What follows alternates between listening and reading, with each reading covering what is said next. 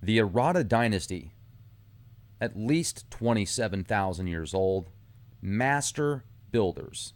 These guys predate the Sumerians by thousands of years, and the builders of the Gobekli Tepe temple, one of the first temples that we know of currently, these guys are incredible. And I'm going to share with you multiple connections of Sumerian cuneiform tablets that actually describe these Aratta people in detail. Now, what you're looking at here is a very interesting connection of the different creation stories throughout multiple parts of the world, different histories, different timelines. You've got the Sumerian Anunnaki creation of the first man on the left, and then you've got Prometheus and Athena creating the first man in the center there. And then you have the Egyptian depiction of the creation of man as well. Now, one thing that I find fascinating is you'll notice that there's specific headdresses that the Egyptians are wearing, and you'll see one of the Sumerians with that type of headdress, but it's not nearly as complex. And I'm not seeing anything in the Greek statues there that are over 2,000 years old, but it is interesting to look at the difference of the size and comparison, and it really does, unless this is all just National Enquirer stuff, this points to the creation of modern man.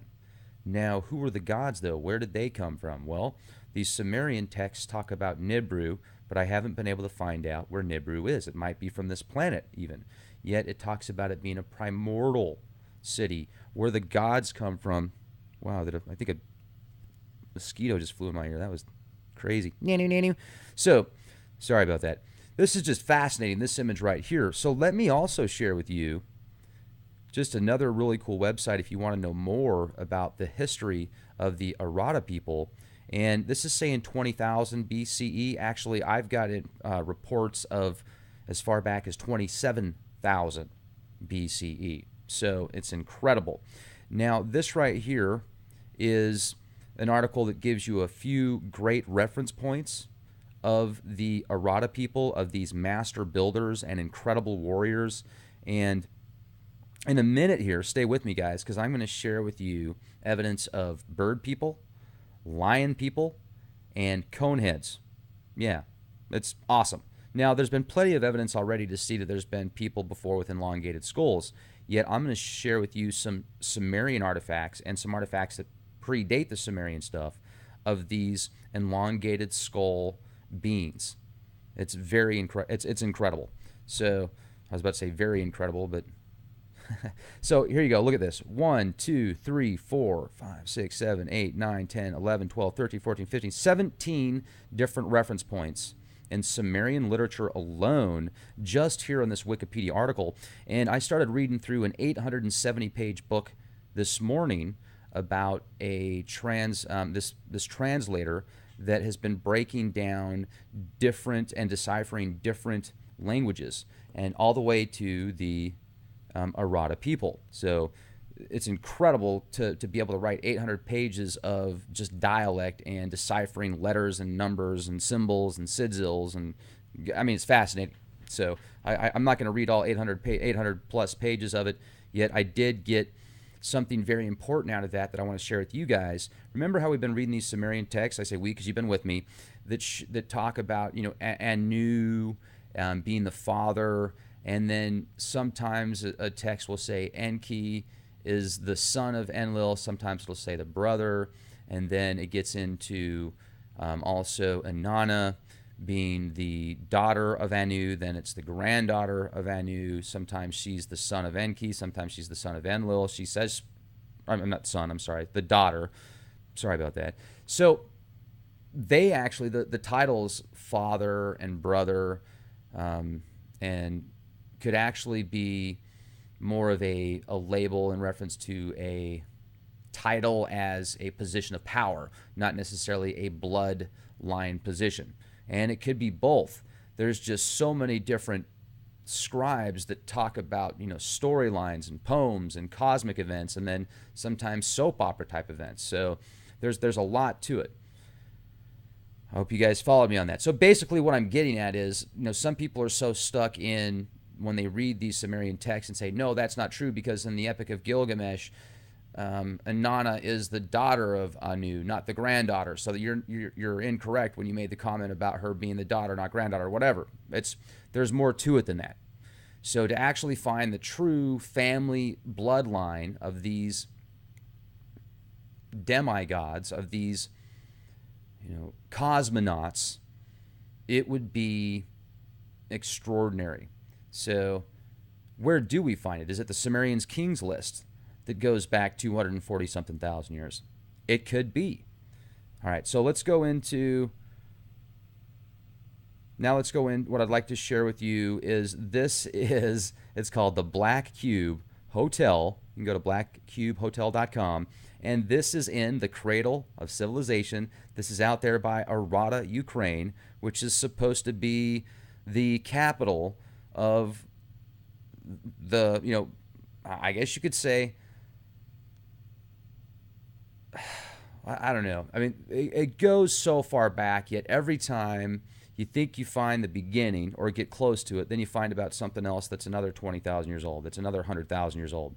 So I'm not going to say that these guys are, by any means, the cradle of civilization. It's just neat to read about how the culture that built the Gobekli Tepe temple, now we can put a face to the writings. Now we can put a label in conjunction with those that built these incredible parts, out-of-place artifacts, that even in today's age with modern technologies, architects would have an extremely difficult time putting together these enormous blocks, how heavy they were, how accurate. And most people are taught in school that at that point in time, people were just using primitive tools like a hammer, which is a rock that's tied to, that's like wrapped to a piece of wood or something.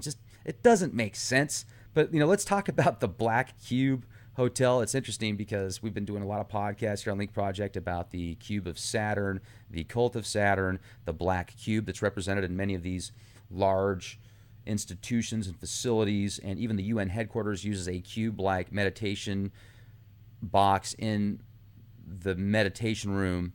So the Cult of Saturn is just a crazy anomaly, and I think it was just an interesting synchronicity that I pulled this hotel up, and it looks like an awesome hotel. I mean, I'd definitely go check it out, and there's some really neat artifacts in there as well. So talking about being the cradle of civilization, certainly predating the Sumerians by 20,000 years, at least from modern estimates. It's incredible. It's absolutely incredible.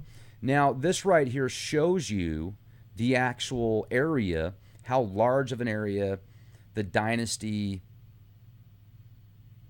expanded, and it's absolutely over the area of Gobekli Tepe.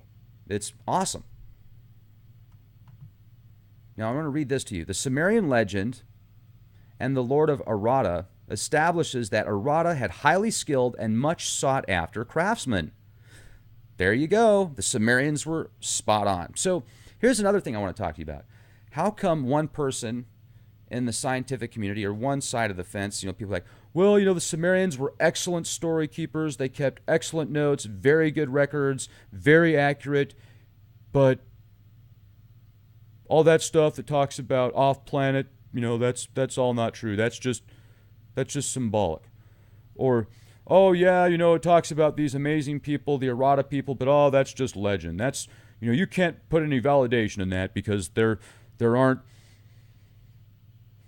isn't enough money to fund it yet. We need to get more money to fund it before we make it mainstream. So until then, you're a conspiracy theorist and it's just folklore. I mean, that's what they do. And when I say they, I'm referring to these giant institutions that are a part of the, I don't even want to call it elite because it's not elite, but they're a part of the oligarchy system that spoon feeds people bits and pieces of truth with sweet poisons, lies, and deceit most of the time. Like, they'll tell you some truth, but then they'll throw a couple of lies out there to where it sets the whole thing off balance and out of whack. And look at this connection here from the Great Pyramid, and then you can look at the right of that, and it's called the Great Ziggurat of giraffe. Now, this is a pretty neat comparison, and Aratta is, as far as the actual specifications and how it was built and the parameters, they're not exact, but it's pretty awesome. Now, the Aratta is described as follows in Sumerian literature: fabulously wealthy place full of gold, silver, lapis lazuli, and other precious materials, as well as the artisans to craft them. It is remote and difficult to reach. It is home of the goddess Inanna, who transfers her allegiance from Aratta to Uruk. It is conquered by Enmerkar of Uruk. Mentions in Sumerian literature. Enmerkar and the Lord of Aratta. Enmerkar and En-Sugar Ana. Lugalbanda in the mountain cave. Lugalbanda in the Onzidbird and the Onzidbird.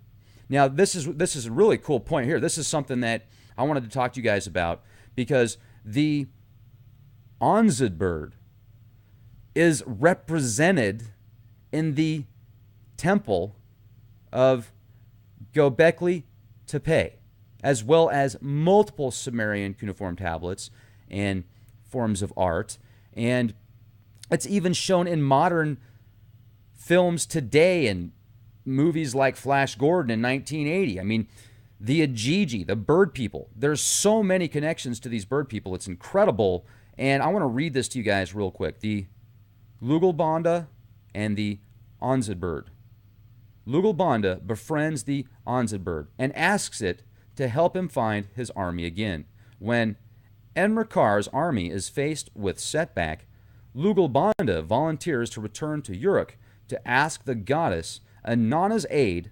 He crosses through the mountains into the flat land, from the edge to the top of Anshan, and then to Uruk, where Inanna helps him. She advises Enmerkar to carry off Aratta's worked metal and metalsmiths and worked stone and stonemasons, and all of the molds of Aratta will be his. Then the city is described as having battlements made of green lapis lazuli and bricks made of tinstone dug out in the mountains where the cypress grows. And I'm going to share with you artifacts that look just like the description of that it just made about these. Let me find this again here. The green lapis lazuli. They've made incredible artifacts of green lapis lazuli that are ancient. Look at this guy right here. What does this look like? I mean, this to me looks like a modern depiction of of an extraterrestrial. Whether or not it is, whether or not it's just a Picasso type form of art from 20,000 years ago, 15,000 years ago, 25,000 years ago. Well, I wasn't there. Now, also another thing that I wanted to share with you is this right here. This is that specific artifact that I said, I think this is that green lapis lazuli, where this looks like a swastika. It's because it represents the sun. The sun and the swastika are one and the same. There's multiple cultures throughout history that have used the swastika as a symbol of the sun, as a symbol of light. And we all know that the Nazis in World War II, they reversed it and they used it as a form of power for their agenda, not for what it originally was. Now, this right here is a really neat pamphlet that breaks down the Gobekli Tepe, and it's older than 12,000 years old. It's at least 12,000 years old. And you look at some of these artifacts that they discovered in here, like right here, you see this guy. And some people think this might be where the Garden of Eden was. It might have been a part of it, but I certainly don't think it was the Garden of Eden. But you look at these incredible sculptures and artifacts, and it's just incredible how they were able to put this together with such accuracy, such heavy weight, at the time that they did in conjunction with the stars. Now, what I need to find out, and I haven't yet, does this link up with the Pleiades star system? If it links up with the Pleiades star system, then that's just another bingo moment that you can say, yep, that dot's connected. The Pleiades have a huge part of the creation story. Whether or not it's just the stardust that came from the Pleiades stars, or whether or not there were beings that came from the Pleiades star system, that's something to be debated. Now, I feel that Nibiru comes from the Pleiades star system, whatever it is, whether it's a planet or whether it's a kingdom, whether it's an interdimensional ether, whatever it is, I think it comes from that area. Now, I don't think it's a planet that causes destruction every 3,600 years. I don't. And I've found evidence of there being asteroid destruction scenarios every 5,500 years, at least over the past 12,000 years approximately, 11,000 years. There's good evidence for that. The 3,600 year cycle of doom, I haven't been able to find the actual evidence of there being that cycle of 3,600 years. There's a huge catastrophe. Now, there very well could be. Look at this right here. This is awesome, first of all, when you see these different enormous stone carvings, statues. You'll see two different cone head type people. You'll see the bird head. You'll see the lion head. Have you heard of the Lyrians, the lion people of Moab? There's plenty of artifacts, and I'm going to share some artifacts with you here in a moment that are dating to about 40,000 years old that were discovered in caves in Germany of lion people. And people will say, well, yeah, but what if those are just like X-Men of today? What if that was just a character of Batman? Well, here's the deal. They didn't have Batman back then, and I'm going to show you other carvings of that same era that were of lions and animals that we know exist. So why would they create a lion person like that and be, when they were in the art form of mimicking what was reality, creating what was reality in sculptures. Now, could it have been a symbolic form or something like that? Yes, I get it. I don't think that's as logical when you look at the amount of evidence that presents itself with all of this incredible art, sculptures, texts, readings, writings, prophecies, scriptures, etc., that talk about these beings of the bird people, of the lion people, of the even, and there's plenty of evidence to show the cone head people, the elongated skulls that look just like these two guys in the middle, at least the one guy on the right for sure. Now, the bird people, and what I just read to you about that bird being that was with the Aratta, I'm going to share with you some. Well, okay, let's take a step back. Here's the lion being. This is estimated to be over 40,000 years old, and it's just incredible. You can see they did a very good job carving this and putting it together. And, wow, that guy's packing. Hello.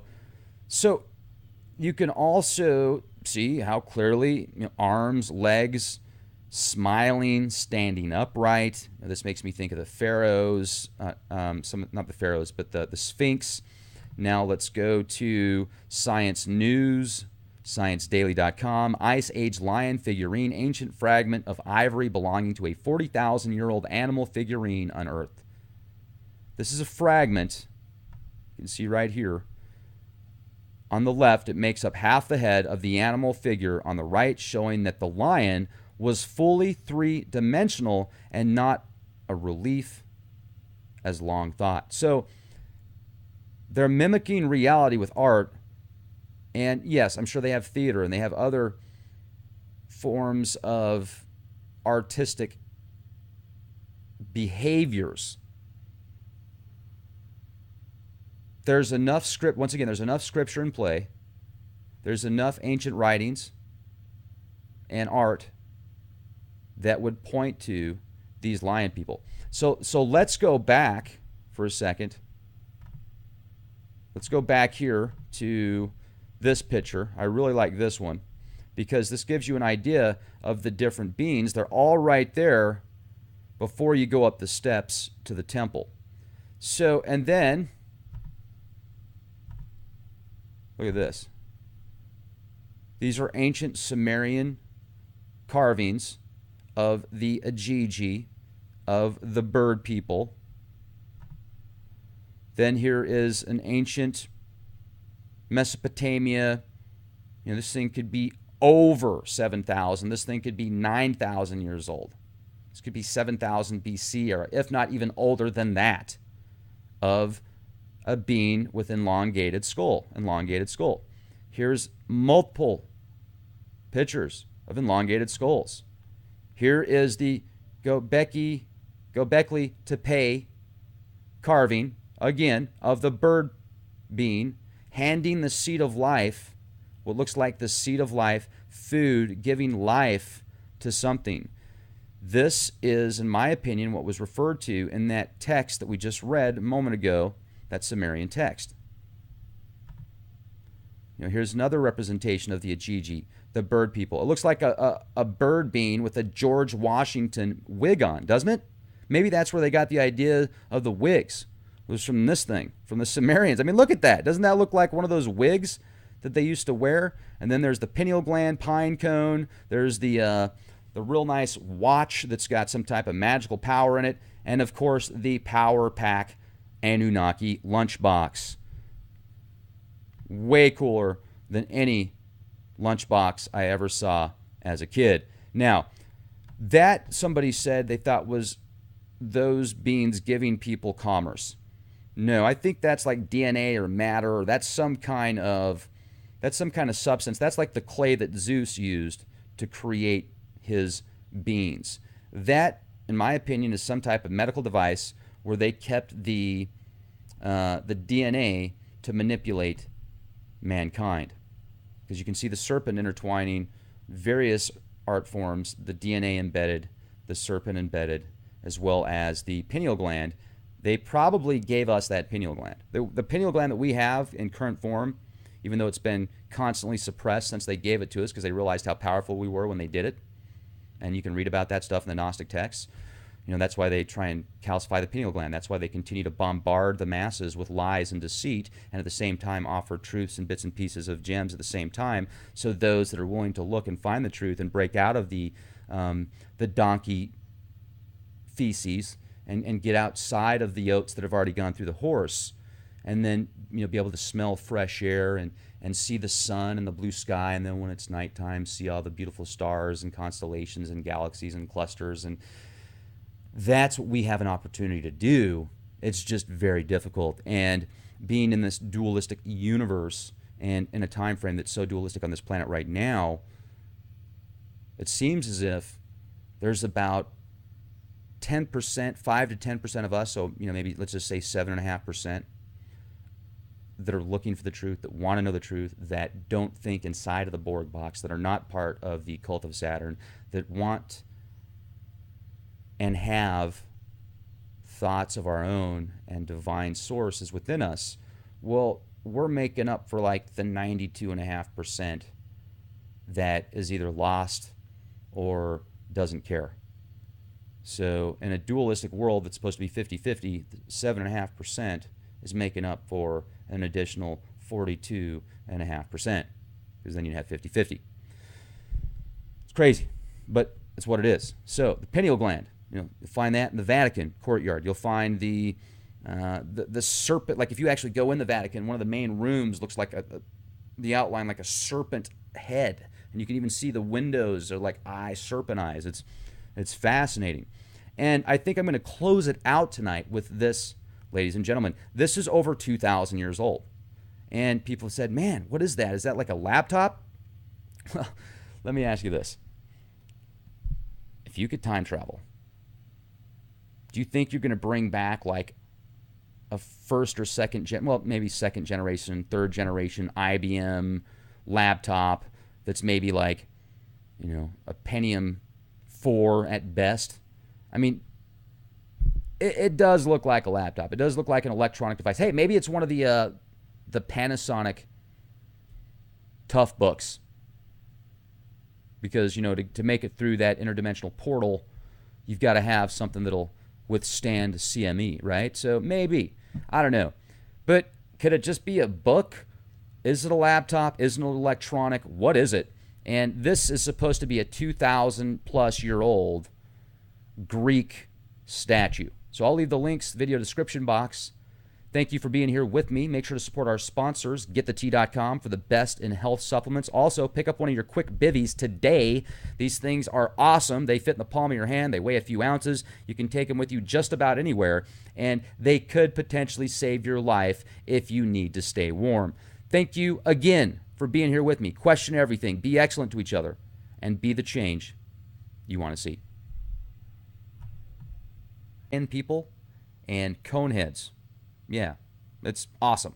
Now, there's been plenty of evidence already to see that there's been people before with elongated skulls. Yet, I'm going to share with you some Sumerian artifacts and some artifacts that predate the Sumerian stuff of these elongated skull beings. It's very it's incredible. So, I was about to say very incredible, but so here you go. Look at this. 1, 2, 3, 4, 5, 6, 7, 8, 9, 10, 11, 12, 13, 14, 15, 17 different reference points in Sumerian literature alone, just here in this Wikipedia article. And I started reading through creation stories throughout multiple parts of the world, different histories, different timelines. You've got the Sumerian Anunnaki creation of the first man on the left. And then you've got Prometheus and Athena creating the first man in the center there. And then you have the Egyptian depiction of the creation of man as well. Now, one thing that I find fascinating is you'll notice that there's specific head dresses that the Egyptians are wearing. And you'll see one of the Sumerians with that type of headdress, but it's not nearly as complex. And I'm not seeing anything. The Aratta Dynasty, at least 27,000 years old, master builders. These guys predate the Sumerians by thousands of years, and the builders of the Gobekli Tepe temple, one of the first temples that we know of currently, these guys are incredible. And I'm going to share with you multiple connections of Sumerian cuneiform tablets that actually describe these Aratta people in detail.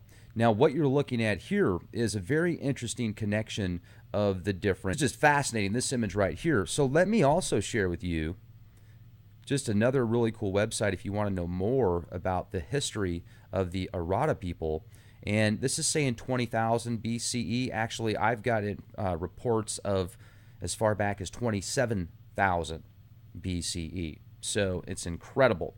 Now, this right here is an article that gives you a few great reference points of the Aratta people, of these master builders and incredible warriors. And in a minute here, stay with me, guys, because I'm going to share with you evidence of bird people lying in the Greek statues there that are over 2,000 years old. But it is interesting to look at the difference of the size and comparison, and it really does. Unless this is all just National Enquirer stuff, this points to the creation of modern man. Now, who were the gods, though? Where did they come from? Well, these Sumerian texts talk about Nibiru, but I haven't been able to find out where Nibiru is. It might be from this planet, even. Yet it talks about it being a primordial city, where the gods come from. Wow, I think a mosquito just flew in my ear. That was crazy. So, sorry about that. This is